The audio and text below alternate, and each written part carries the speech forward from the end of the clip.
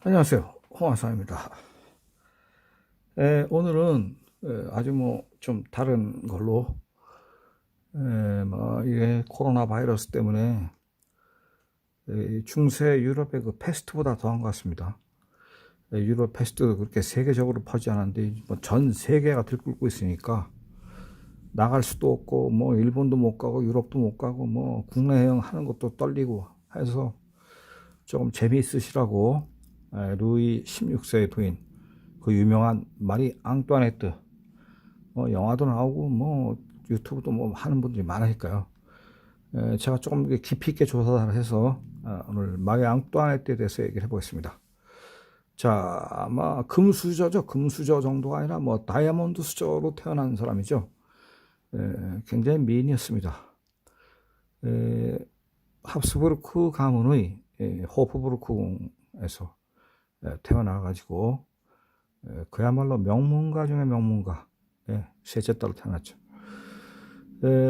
유럽의 웰스의 부의 50%가 합스부르크 가문에 있다라는 말이 중세 유럽에서는 있을 정도로 아주 어마어마한 부를 가지고 있었던 집안입니다. 오스트리아 자체가 돈이 많다기보다 합스부르크가의 원래 뿌리는 그 스위스의 산골 마을의 영주였는데 신성 로마 제국 들어서면서 이제 급작스럽게 그냥 갑자기 커진 왕국이 돼버렸죠.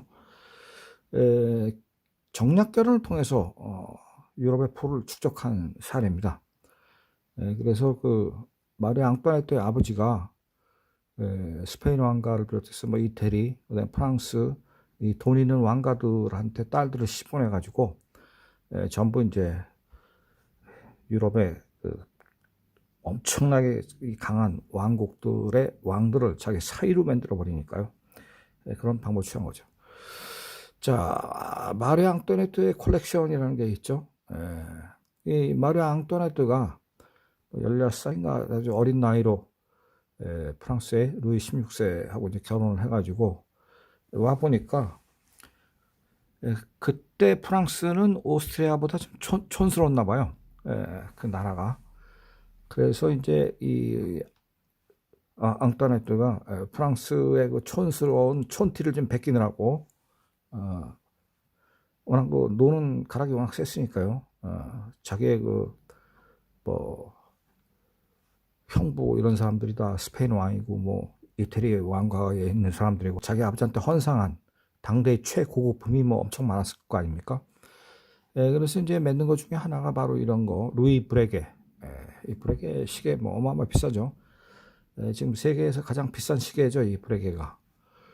그 브레게한테 얘기를 해가지고 시계 장인한테 얘기해서 이런 시계를 만들어서 했는데 이런 시계가 사실 수백 개가 있었습니다. 이게 지금 나중에 이제 그 마리 앙뚜아네트 죽고 난 후에 한참 뒤에도 1953년에도 이제 이 시계 경매에 나왔었죠. 그때 그 판매 가격이 아마 253억 아마 판매가 됐을 겁니다. 그리고 이제 이러한 그 회중시계 같은 거를 이제 만들라고 루이 브레게한테 만들어서 나한테 진상하라, 사겠다. 그래서 이제 아주 당대 최고급의 시계를 만든 거죠. 그 당시엔 또 이제 파베르제라는 사람이 또 이 세계에서 가장 비싼 시계를 만들다 죽었는데 보통 한 개당 가격이 한 250억씩 하는 것 같다. 쉬운 개 정도 만들었는데 파베르제에 대한 문제는 러시아 사람이죠. 위그너의 후손입니다. 이 위그너는 우리가 꼭 알아야 될 그 집단이죠. 그래서 이 부분은 내가 별도로 파베르제만 독립시켜서 한번 말씀드리겠습니다. 자, 이 마리 앙뚜아네트가 굉장히 그 사치를 했다고 해서 나중에 이제 단두대에 죽게 되는데 이 사람 입장에서 봤을 때는 유럽의 왕가들이 갖고 있는 문화가 너무 촌스러운 겁니다. 그러니까 이제 좀 문화를 발전시키기 위해서 일단 자기가 오스트리아에서 쓰던 그 고급 도자기 같은 게 프랑스에 없으니까 프랑스의 그 공방 같은 데를 찾아가서 그 도자기 굽는 거를 좀 자기가 그동안에 보고 느낀 신미안이 있기 때문에 그 도자기 문화를 획기적으로 이제 발전시키는데 바로 이제 세브로 도자기죠. 프랑스를 대표하는 겁니다. 이 세브르 도자기를 상당히 이제 럭셔리하죠. 그래서 이 도자기 공방을 사실 이제 루이 16세 자기 남편의 아버지가 루이 15세 아닙니까? 루이 15세 같은 사람은 정치하는 거 아주 싫어했어요. 머리 아프니까. 그래서 마담 뽕두빠루한테 거의 뭐 정치를 맡기고 자기는 그냥 놀았죠.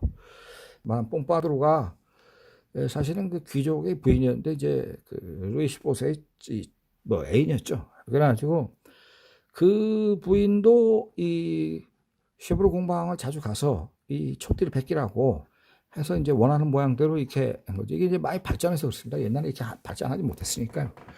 그래서 이제 이 도자기부터 발전을 시켰죠. 그리고 이제 본인이 이 패션 감각이 뛰어나니까 워낙 귀족 왕족의 딸이기 때문에 그래서 이제 유럽의 패션을 본인 스스로가 이제 아주 획기적으로 발전시키죠. 이 전속 의상 디자이너가 있었습니다. 그래서 이제 파티를 열면서 이런 옷들을 입고 나왔으니까 유럽의 왕족의 부인들이 마리 앙토네트의 패션을 이제 따라하게 됐죠. 그리고 이제 그 무렵에 남편인 루이 16세는 바로 이제 유명한 이 벨사유 궁을 만들죠. 뭐 벨사유 궁 가보신 분들이 많이 계신데 사실은 벨사유 궁의 가치는 좀 더 우리가 알아야 됩니다. 자, 이게 제 벨사유 궁이 왜 이게 대단한가를 좀 뒤에 가서 말자. 벨사유 궁을 만들 때 지금 이게 보시면 여기가 세느 강입니다. 이 세느 강에서 강물을 좀 끌어들여 가지고 이걸 10km를 끌어들여서 벨사유 궁까지 연결했습니다. 지금 요 부분이 바로 요걸 확대한 게 요겁니다. 그러니까 여기에 지금 양수기, 그때는 모터라는 게 없었잖아요. 전기가 없었기 때문에. 그래서 양수기, 나무로 만든 물레방아 같은 거를 500개를 여기에 지금 설치해 가지고 세느 강물인 이 강물을 이 양수기가 퍼서 이 위로 올린 겁니다. 올려 가지고 이 양수기에 퍼올린 물이 이 위에서 다시 한번 퍼올려 갖고 이 벨사유 궁 쪽으로 이렇게 보내는 겁니다. 그렇게 해서 지금 벨사유 궁 안에는 즉 분수가 실제로 가보신 분들은 뭐 몇 개 못 보셨을 겁니다. 한번 몇십 개 정도밖에. 그렇지만 실제는 그 안에 분수가 이 당시에 뭐 1200개인가 뭐 어마어마하게 많았어요. 그 통계는 뒤에 제가 좀 나올 텐데 그래서 이걸 할 때 이게 정원이 예술이 아니라 정원이 과학이거든요. 바로 이렇게 끌어올리는 기술을 없으니까 이런 양수 기술을 통해서 사이폰 방식, 역사이폰 방식을 다 동원했거든요. 그러니까 이 사이폰 방식이라는 거는 산 중턱에 호수를 만들어서 거기에 물을 저장시키고 그 물의 압력으로 산 밑에서 분수가 솟구치게 하는 게 사이폰 방식입니다. 역사이폰 방식이라는 거는 저 밑에 있는 저수지에 물이 만땅 채워지면 그 물이 압력을 작용해갖고 그 물이 거꾸로 위쪽으로 압력을 통해서 밀어 올리게 하는 이게 역사이폰 방식이네요. 이게 사이폰 방식과 역사이폰 방식을 동시에 다 한 겁니다. 이게 이 1600년대에 이걸 했다는 거는 거의 획기적인 토목 기술이었습니다. 자, 어쨌든 그렇게 해서 이제 이렇게 그 당시에 벨사유 궁을 이제 매는 거죠. 당시 규모는 창문만 해도 2143개. 그러니까 뭐 우리 지금 가정집에서 쓰는 그런 조그만 창문이 아닙니다. 가보신 분들 다 느끼셨지만은 창문 하나가 뭐 길이가 뭐 5m, 6m씩 되잖아요. 이런 것들이 2100개가 있었다. 벽난로만 1252개가 있었고 층계 계단이 67개가 있었고 분수가 나옵니다. 1400개가 분수가 있었다는 거죠. 그러니까 우리가 지금 현지에 가서 봤을 때는 몇십 개 못 봤거든요. 그리고 분수가 솟구치는 게 뭐 한 50m 솟구치고 있잖아요. 그래서 전부 이 사이폰 방식, 역사이폰 방식을 하는데 지금이야 당연히 전기 모터로 했지만 그 당시에도 그 정도 높이 가까이 솟구쳤답니다. 그 다음에 마차를 수용할 수 있는 그 마차간이 무려 1500대가 수용할 수 있는 규모가 있었답니다. 그러니까 이 당시에 그 마차가 사진을 보면 보통 사륜 마차거든요. 그러면 지금 에쿠스보다 큰 겁니다. 그래서 그게 무려 1500대가 주차를 할 수 있을 공간이 있었고 인류 역사상, 유럽 역사상 가장 큰 이때까지만 해도 가장 큰 궁전이고 정원이었죠. 그래서 남편은 이런 대토목공사를 벌였고 마리 앙뚜아네트는 패션계의 리더로서 옷은 물론이고 뭐 구두부터 뭐 시계, 다이아 반지, 뭐 헤어스타일 이런 모든 거를 전부 문화를 바꿨습니다. 유럽, 프랑스의 문화를. 그래서 이 궁이 완성되고 나서 유럽의 모든 귀족, 왕족들이 이 초대를 받습니다. 그러면 아까 지금 마차가 동시 주차를 1,500대가 할 수 있었다는 거는 마차 4인승 마차에 부부 동반으로 왔을 때 3,000명이 왔다는 얘기고, 이 3,000명이 여기 도착해서 이 벨사유 궁을 보러 온 겁니다, 실제로. 그래서 그 지난 시간에 제가 그 마이센 도자기를 얘기를 할 때 그 마이센 도자기를 만들었던 작센주의 황제인 아우구스투스 2세도 바로 이 벨사유 궁을 보러 왔었습니다. 그래서 자기도 이런 좀 궁궐을 하나 짓고 싶어서 이 워낙 잘 졌다고 하니까 와서 봤는데 규모가 너무 크고 그러니까 돈이 너무 많이 든다는 거죠. 요새 돈 치면 뭐 몇십조 들어가는 거니까 경제력이 안 돼서 그만큼 사이즈를 못했습니다. 이만큼. 그 다음에 과학 능력이 안 돼서 이 궁궐을 잘 짓는다는 거는 그만한 건축 토목 기술과 이 과학적인 능력이 뒷받침이 돼야 되는 거거든요. 그래서 루이 14세부터 16세까지 이걸 루이 16세 때 완성을 했는데 이걸 잘못 짓으로서 그 아버지 할아버지까지 욕을 먹잖아요. 그래서 이 벨사유 궁이 당시에서는 뭐 사치를 너무 심하게 했다 그래가지고 요거 직사게 먹고 결국은 단두대 길로틴으로 갔는데, 그러나 또 다른 측면에서 이걸 바라보면 당시 모든 기술의 이 집합이었어요. 없는 기술까지 다 만들어낸 겁니다. 이 정원의 분수에 물을 솟구치게 하려고 이 세네강에 물을 갖다 10km 끌어들였으니까. 그래서 그 당시에 이제 궁전을 만든 사람, 지금도 이 궁전을 능가할 수가 없으니까요. 줄레 만사르라는 사람이었습니다. 바로 이 사람인데, 이 사람이 당시에 궁궐을 짓는 거에 관해서 전 유럽의 1인자였습니다. 이 만사르가. 그런데 이 만사르조차도 자기가 지금까지 해보지 못한 대토목공사, 대건축공사였기 때문에 자기도 정말로 총력을 다해서 아이디어를 거듭해갖고 연구에 연구를 거듭해서 이 궁전을 맺는 거죠.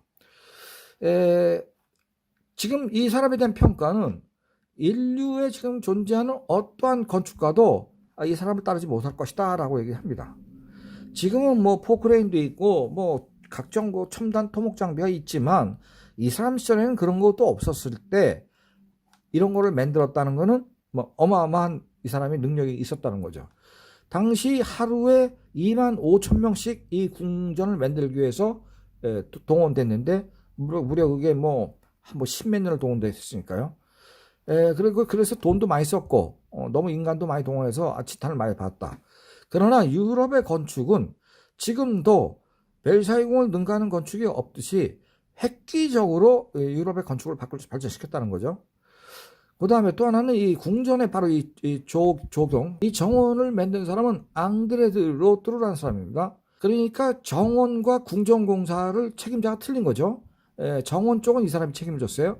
이 사람은 무려 하루에 36,000명씩 동원했습니다. 그래서 10km 떨어진 세네강 강물을 끌어들여서 총 대형 분수만 12개를 큰 거, 높이 뭐 30m 이상 솟구치는 거 만들었고, 실제는 분수 총 개수는 1,400개에 달했다.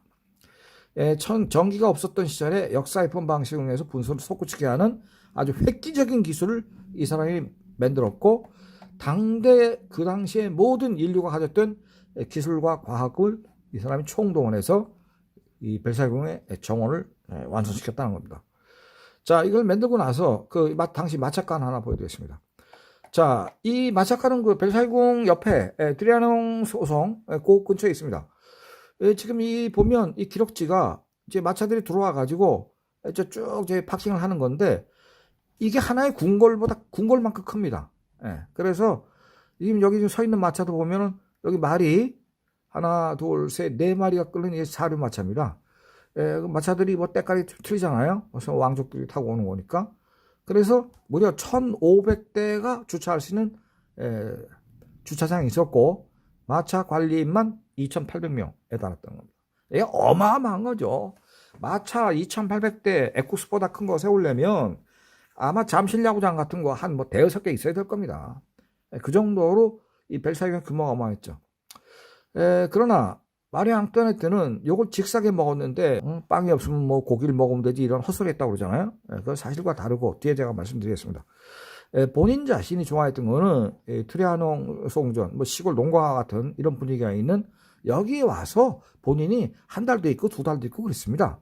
물론 남편이 바람도 많이 피고 머리도 아프니까 여기 없겠지만은 본인 자신의 성격은 생각보다 소탈했다는 게 그 밑에서 일하던 하인들의 증언이거든요. 벨사이궁에서 전 유럽의 왕족과 귀족들을 불러놓고 파티를 합니다. 그러니까 전 국민들이 지탄합니다. 우리는 먹고 살기도 힘든데 하루에 여기 지금 초를 이게 켜놓은 게 파티를 여기서만 하는 게 아니잖아요. 무려 뭐 2,500명이 모여야 되니까 이 방 가보셨지만 아시겠지만 가보시면 많이 보셨을 거예요. 기껏해봐야 이건 뭐 한 100커플이나 200커플밖에 못 들어갈 거 아닙니까? 그러니까 이런 방이 뭐 수도 없이 많이 있었기 때문에 여기에 이 초를 지금 켜야 되는데 이 샹들리에 지금 위에 킨 것만 해도 대충 봤을 때 10개 이상 켰을 거고 여기도 10개 이상 해도 쭉 켰는데 그러면 하루 저녁에 이 초가 10,000개 이상이 소모가 됐다는데 국민들은 먹을 게 없는데 저거 파티한다고 하지 초를 저렇게 그냥 밤새도록 켜놓고 하니까 밑에 있는 신하들도 좀 걱정이 되고 루이 16세 자신도 좀 걱정이 돼서 저 촛불을 너무 많이 킨다고 욕을 먹으니까 초를 좀 반만 끄고 반만 갖고 할 수 없을까? 라고 얘기를 했대요. 그런데 그랬더니 밑에 신하들이 갑자기 이게 조명이 절반으로 어두워지면은 남의 스텝을 밟지 않습니까? 껌껌해서. 그러니까 차마 줄일 수도 없고 그랬는데 그때 밑에 있던 신하가 무슨 아이디어를 내냐면 루이 16세가 촛불 절반을 끄자 그랬더니 촛불 대신 향유고래를 잡아서 향유를 태우면 냄새도 좋고 더 밝습니다. 그러니까 향유고래를 잡으면 됩니다. 그래서 향유고래를 잡으면 거기에서 기름을 짜면 그 향냄새가 나는 그 좋은 기름이 나는데 냄새도 좋을 뿐만 아니라 오랫동안 탈 수 있고 하는데 그 고래를 잡으려면은 일단 포경선이 있어야 됩니다. 그러면 포경선이 필요하니까 포경업이 발전하게 되고 선박업이 동시에 발전하게 됩니다. 그리고 이 선박업이 범선이긴 하지만 그 당시에 이미 영국에서는 이 산업혁명의 지금 조짐이 보이기 시작하고 있었거든요. 따라서 모터와 같은 그런 기계들이 지금 나오고 있다고 하니까 우리나라도 모터 산업이 발전될 수 있습니다라고 아주 그 전향적인 발상을 했거든요. 여기서. 그 보통 떨리면 이제 뭐 촛불 반으로 끄거나 아예 파티를 중단시켜 버릴 텐데 이 신하가 좋은 아주 건설적인 의견을 낸 거죠. 그래서 결국은 이걸 실천하기 전에 이제 결국 그 단도회를 갔죠. 자, 그래서 유럽의 국가들은 지금까지도 이 벨사이궁을 능가하지 못했는데, 자, 오늘날의 벨사이궁을 보면 지금 연간 800만 명이 입장을 하고 있습니다. 그런데 그 입장권 가격이 4만 원씩이에요. 그래서 이걸 곱해보면 3,200억이 나옵니다. 그 다음에 지금 이 안에 지금 호텔을 만들었어요. 그래서 이제 호텔을 뭐 럭셔리하게 그냥 1박에 뭐 200만 원짜리 막 만들고 파는데, 그 다음에 이제 여기서 기념품 같은 걸 또 많이 팔잖아요. 그 다음에 여기서 뭐 영화도 찍고 뭐 그림 요소도 뭐 만들고 뭐 전시회도 하고 뭐 많이 한단 말이에요. 그러면 여기다 부대 수입이 또 있습니다. 그래서 아마 이게 지금 제가 이 1년에 여기 벨사이궁 갖고 돈을 얼마나 버나 이거를 조사를 계속 했는데 그게 안 나오더라고요. 그래서 뭐 좀 안 가르치는 모양인데 지금 그 스위스의 다보스 포럼 같은 경우가 그 사실은 다보스가 인구 7,500명 있는 그 우리나라의 강원도 태백 같은 아주 그 눈 많이 내리는 산골짜기 동네인데 그 다보스 포럼을 1월 달에 해가지고 지금 입장료가 1인당 7,500만 원이란 말이에요. 다보스 포럼이. 근데 3,000명이 오는데 다보스에서 초청하는 사람들 한 3,400명 빼고 나머지는 전부 입장료 내고 2,500명은 내고 들어와야 됩니다. 그리고 이 사람들이 입장료 7,500만 원에다가 원래 2,500만 원인데 불과 한 7, 8년 사이에 3배가 올라버렸어요. 그 7,500이에요. 그리고 거기에 그 호텔을 또 써야 되잖아요. 그럼 우리나라에도 대개 회장들이 거기 1년에 10명 이상 가는데 혼자 가는 것도 아니고 5명씩 데리고 와야 되고 그 뭐 비서부터 뭐 거기에 관련된 그 사장까지, 그리고 이 사람들이 가면은 거기 세계에서 모인 VVIP들을 상대로 해서 저녁 때는 같이 만찬도 하면서 식사 대접도 해야 되니까 그 뭐 만찬 비용도 어마어마하게 들어가죠. 그럴 때 뭐 포도주 와인 내놓는 게 무슨 뭐 30만 원짜리 와인 내놓겠습니까? 그래서 그 다보스가 1년에 벌어들이는 돈이 1년 1월 달에 그 다보스 포럼 뭐 그게 뭐 일주일인가 열흘 한다는데 그래서 벌어들이는 돈이 조가 넘거든요. 그 다보스 시 자체가. 이것처럼 그 돈을 버는 건데 이 벨사이 궁도 그게 못지않을 것이다. 지금 제가 이렇게 생각합니다. 그러니까 200년 전에 사치로 지탄을 받았는데 이 궁은 아마 인류 역사가 끝나는 순간까지 세계 최고의 관광 명소로서 해마다 이걸 보는 사람이 끝없이 이어질 겁니다. 빵이 없으면 케이크를 먹어라 라고 마리 앙뚜아네트가 얘기를 했다. 이 말이 과연 사실이냐? 아니죠. 그 의상 전속 디자이너, 이 사람 이름도 제가 찾아냈습니다. 그런 말을 한 적이 없다고 자기는 확신한다. 그럴 사람이 아니다. 그리고 옷을 입혀주는 그 전속 하인이 있었는데 그 사람은 또 책도 냈어요. 그 책에도 그런 말을 할 정도로 몰상식한 사람이 아니다라는 겁니다.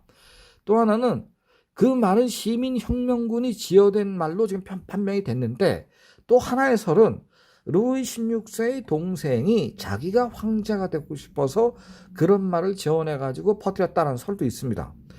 또 하나는 그 파리에 있는 바스티유 감옥에 정치범들을 그 루이 16세가 무지하게 많이 잡아넣어가지고 그 정치범들을 탄압했다 이런 얘기를 했는데 실제로 시민혁명군이 그 감옥 바스티유 감옥을 때려부시고 들어가서 보니까 죄수가 5명 있었는데 3사람은 정신병자였고 2사람 정도만 정치범이었다고 합니다. 그러니까 이게 완전히 그 마리 앙뚜아네트를 몰아내기 위한 하나의 그 루머를 이제 맺는 거죠. 자, 그래서 결국은 바스티유 감옥이 이제 시민혁명군에 의해서 때려부시게 되고 이거를 지키던 스위스의 용병들이 결국은 다 죽었죠. 600명이 전원 전사했습니다. 그래서 지난 시간에 제가 루체른에 있는 빈사의 사자창이라는 걸 말씀을 드릴 때 했죠. 그리고 이 벽돌들을 나중에 다 뜯어가지고 지금 프랑스 파리의 콩코르 광장에 이걸 전부 다 이 바닥에 포석으로 전부 깔았죠. 그래서 그 콩코르 광장이 자유와 민중의 어떤 상징물로 이걸 일부러 뜯어갖고 이 벽돌장을 전부 그 바닥재를 쓴 겁니다. 자, 1793년 1월에 마리 앙뚜아네트 남편인 루이 16세와 그 부인인 마리 앙뚜아네트는 처형이 됐습니다. 그래서 프랑스의 왕정 복고는 이제 나폴레옹이 들어와서 이제 왕정이 끝났지만 나폴레옹 1세, 2세, 3세가 지나고 난 다음에 다시 왕정으로 다시 복구됐습니다. 그러니까 역사라는 건 참 아이러니한 것 같아요. 분명히 왕정이 좀 너무 사치를 해서 처형을 당했지만은 그로부터 세월이 흐르고 나서는 벨사유 궁이 세계적인 관광 명소의 거의 넘버1이 돼버리고 입장료 수입도 1년에 뭐 조 단위로 지금 돈을 벌고 있고, 그리고 나폴레옹이 공화 혁명제를 했지만은 결국 또 실패해가지고 그로부터 나폴레옹 1세부터 한 50년 지나갖고 다시 왕정으로 돌아간 그런 역사가 있는 걸 보면 참 역사라는 건 알 수 없다. 라는 그런 생각이 듭니다. 다음 시간에는 이제 기회가 되면 위군호의 문제를 한번 좀 말씀을 드려야 되는데 이게 참 중요합니다. 이게 세계사를 바꾼 사람들이에요. 위군호가. 뭐 많이 아시겠지만. 자, 오늘은 마리 앙뚜아네트, 단두대에서 죽은 루이 16세의 부인. 실제로 이 앙뚜아네트는 많이 이 잘못 평가도 받거나 아니면 좀 왜곡된 게 많다고 저는 생각합니다. 사실은 유럽의 모든 문화를 발전시킨 것은 마리 앙뚜아네트입니다. 지금 돌이켜서 생각을 해보면 불과 39살의 나이로 죽었네. 마리 앙뚜아네트. 자, 오늘은 루이 16세 부인인 마리 앙뚜아네트가 유럽의 문화를 발전시켰다라는 말씀을 드리면서 강을 끝냈습니다. 자, 대단히 감사합니다.